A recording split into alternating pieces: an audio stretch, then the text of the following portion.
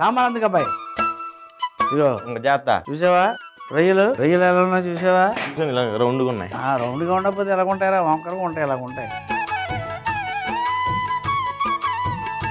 బాబాయ్ ఇప్పుడు కొలివాడ అన్నావు కదా, ఇక్కడ గుడివాడ పక్కన?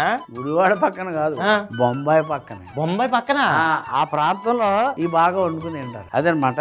ఇప్పుడు ఏంటంటే ఇది రొయ్యలు ఉన్నాయి కదా, ఈ రొయ్యల్లో కొంచెం ఉప్పు వేయి, తీసేద్దాం. బాగా కాగి నూనె ఉన్న కళాయి అక్కడ పెట్టి, ఇది ఇక్కడ పెట్టాం రొయ్యలు. అబ్బాయి ఇందులో కాస్త ఉప్పు వేయి.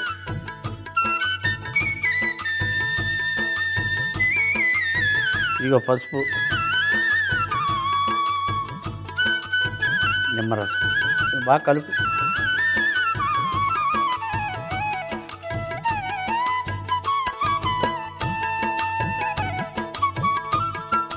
ఇది ఇలా నానబెట్టి కాసేపు, ఈ లోపల నువ్వేం చేస్తావంటే పచ్చి మసాలా తయారు చేయాలి. కాబట్టి ఇదిగో కొత్తిమీర, పచ్చిమిరపకాయలు, అల్లం ముక్కలు, వెల్లుల్లి వెళ్ళి పేస్ట్ చేసి తీసుకురా. వచ్చేస్తా. ఈలోపు 8లోంచి సగం చేస్తాయి 4 అని నువ్వు అంటున్నావు, 0 అని చెప్పి నేను అంటున్నా. ఎలాగో ఆలోచించి. 0 లేదు గిన్నలేదురా, 0 లేదు వెన్న లేదు అన్నది. ఈ రొయ్యలు ఇందాక నానబెట్టాం కదా, పసుపు ఉప్పు అన్ని వేసాం కదా, నానబెట్టాం. ఇప్పుడు దీంట్లోకి నువ్వు తెచ్చిన పేస్ట్ వేసేస్తావు. ఇది కలపాలి. తర్వాత చాట్ మసాలా, మిరియాల పొడి, ధనియాల పొడి, జీలకర్ర పొడి, కారం పొడి, తర్వాత గరం మసాలా పొడి. ఇన్ని పొడి చేస్తే కానీ పకోడీ అవ్వదు. మొక్కజొన్న పిండి, శనగపిండి, శనగపిండి, గుడ్డు సొనరా. ఇక్కడ మంచి నూనె ఉంది కదా, కొబ్బరి నూనె వేస్తున్నాం ఇక్కడ అనుకున్నాను. మంచి ఉన్న తర్వాత కొబ్బరి నూనె ఎవడన్నా బుర్ర ఉన్నవాడు వేస్తాడేట్రా? తల నూనె వేస్తారు కొబ్బరి నూనె. ఇప్పుడు ఇవన్నీ బాగా కలుపునానా.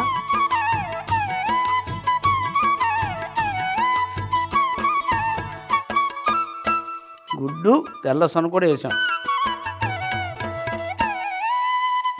కానీ ఒక డౌట్ వచ్చింది బాబాయ్. చెప్పు. గుడ్డు తెల్ల సొనేది కదా, ఆ ఎల్లో సొనేది? ఎల్లు సొన తీసాం. అది ఏం చేసావని ఆయనకి ఇచ్చాను రా. ఎవరికి? తింటాడని. Okay okay. చూసా ఇప్పుడు కలర్ మారింది. ఇవన్నీ వేసాం కదా, ఒక్కొక్క రొయ్య అలా తీసి బాగా వేడెక్కిన నూనెలో అలా వదలాలన్నమాట. ఓకే, స్విమ్ చేపిద్దాం. ఒక్కొక్కటి ఇలా వదిలి జాగ్రత్త.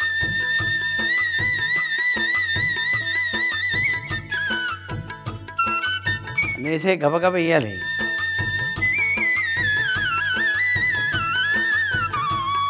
ఇప్పుడు బాగా ఏగి కర్ర కర్రమంటాయి.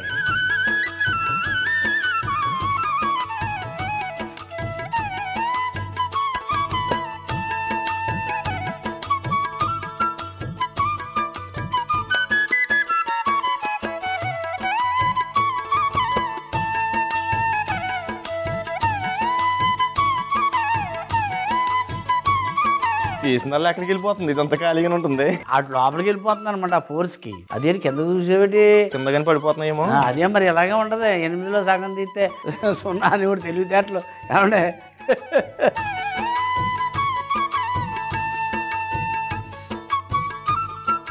ఈ చిన్న మంటలో 5 నుంచి 10 నిమిషాలు అలాగే ఎగనిచ్చిన తర్వాత కాస్త అటు ఇటు తిప్పామనుకో, 2 వైపులా కూడా ఏగిపోతాయి. అబ్బాయి మంట పెంచు. ఇదిగో ఇది తీసేయి. ఆ జాలిగిని ఉడిపోనియా? ఇది ఇక్కడ పెట్టు.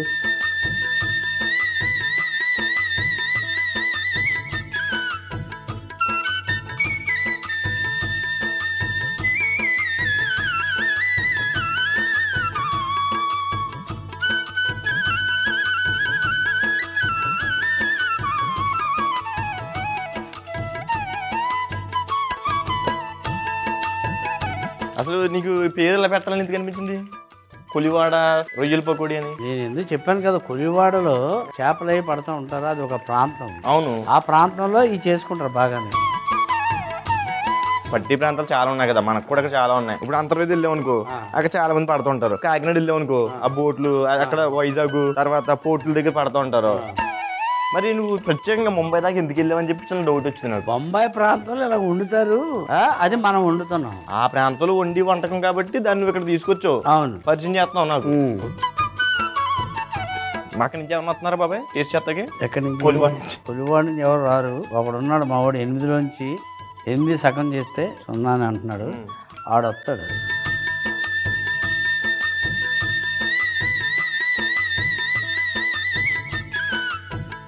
అబ్బాయి కొంచెం కొత్తిమీర వేయమ్మా.